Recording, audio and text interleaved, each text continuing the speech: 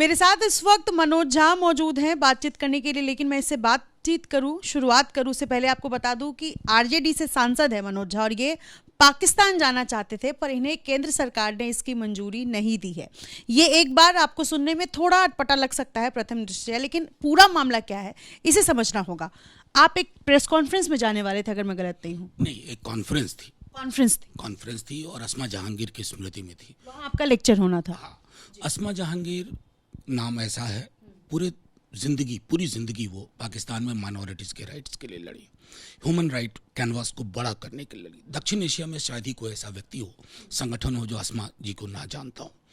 मुझे 20 सितंबर को इनविटेशन आया, 23 अक्टूबर को मेरा सेशन था वहाँ, role of political parties in protecting democratic rights.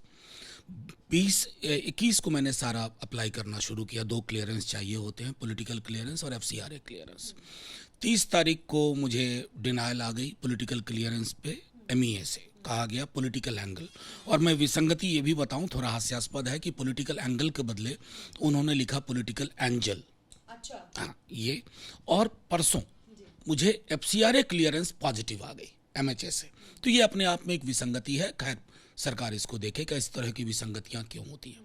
बहरहाल, मेरी सबसे बड़ी चिंता इस बात की थी कि मैं अगर उस कॉन्फ्रेंस में बोलता तो हिंदुस्तान की जो धनी विरासत है, रिच ट्रेडिशन, जहां पॉलिटिकल पार्टीज कोई भी हों, उन्होंने हमेशा राजनीतिक अधिकारों की लड़ाई लड़ी है, डेमोक्रेटिक राइट्स को प्रोटेक्ट करने की लड़ाई लड़ी है, मानवाधिकारों की व्यापक लड़ाई लड़ी है। मैं इस ट्रेडिशन को दक्षिण एशिया के फोरम पे रखता, लाहौर में। आप भारत का पक्ष रखना चाहते थे? बिल्कुल, भारत का पक्ष रखना चाहता, और वही टॉपिक भी था, रोल ऑफ पॉलिटिक्स, क्या हमारी भूमिका है और हमने उस भूमिका का कैसे निर्वहन किया है।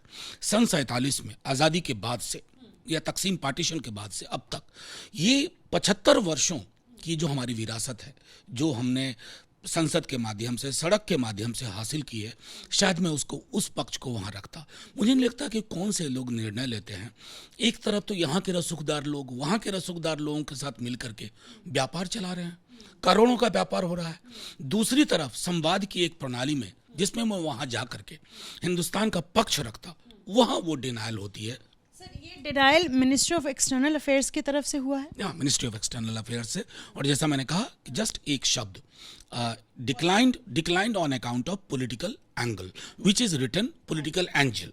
तो वो तो खैर वो लोग देखेंगे कैसा क्यों होता है। और FCRA जो MHA देती है, उन्होंने होस्ट के रूप में उस संस्था को स्वीकार किया और मुझे परमिशन दी। क्या वजह हो सकती है, क्योंकि आप एक सांसद होने के अलावा प्रोफेसर हैं, स्पीकर हैं, तो आपको वहां ना जाने के लिए इजाजत नहीं देने के पीछे क्या वजह हो सकती है? देखिए, मैं नहीं समझता हूं कि इसको मैं व्यक्तिगत द्वेष का मामला नहीं मानता हूं कि मैं था इसलिए डिनाई हुआ।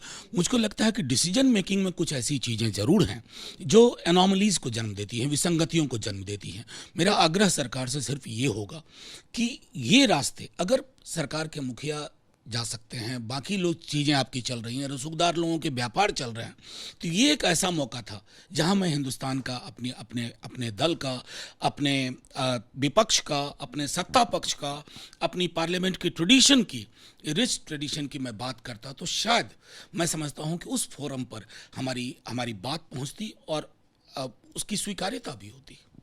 अप्रूवल रिव्यू की कितनी उम्मीद है आपको? आपको लग रहा है ये फिर से रिव्यू किया जा सकता है? का मामला है, मैं उसमें कोई टिप्पणी करूं उचित नहीं है, लेकिन मैं सिर्फ हाथ जोड़ के विनती करूंगा कि आगे के लिए कुछ सिस्टम्स ऐसे बिल्ड कीजिए ना कि इस तरह की विसंगतियों का जन्म ना हो। लेकिन आप पाकिस्तान जाना चाहते हैं, एक लाइन में ये, और विरोधी आपको निशाने पर ले सकते हैं, आप ट्रोल हो सकते हैं। ट्रोल कर लें। बचपने में कहानी पढ़ी थी पानी और पुल, और वो कहानी हमारे स्मृति से नहीं गई है। पाकिस्तान की भूमिका क्या है हिंदुस्तान को लेकर के, वहाँ पक्ष और विपक्ष में कोई फर्क नहीं है। हम सब सोचते हैं कि पाकिस्तान को अपनी कार्यशैली बदलनी होगी, लेकिन एक हाइफन तो रखना होगा ना कि पाकिस्तान की हुकूमत और पाकिस्तान की अवाम एक जैसी नहीं है।